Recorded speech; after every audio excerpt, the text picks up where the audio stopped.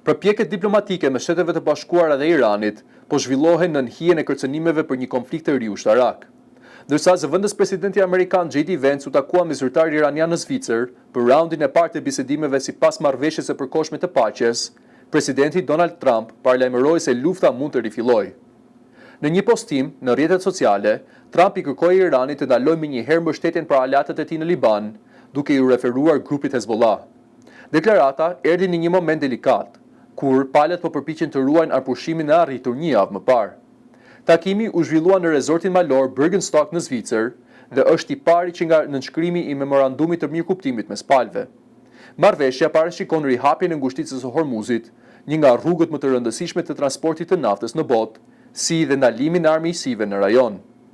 Nga ana tjetër, J.D. Vance u përpoq të ulët tonet, duke deklaruar se përparim është bërë drejt përfundimit të konfliktit në Liban, pavarësisht mosmarrëveshjeve mes palëve. Por negociatorët iranian pohuan se situata në Liban dominoi bisedimet më shumë se çdo çështje tjetër.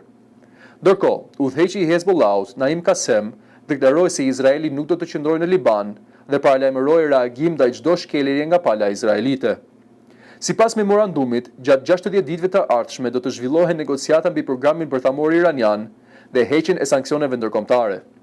Deri atëherë, Teherani kërkon përfitime ekonomike të menjëhershme, përfshirë zhbllokimin e aseteve të ngrira dhe lehtësimin e disa sanksioneve.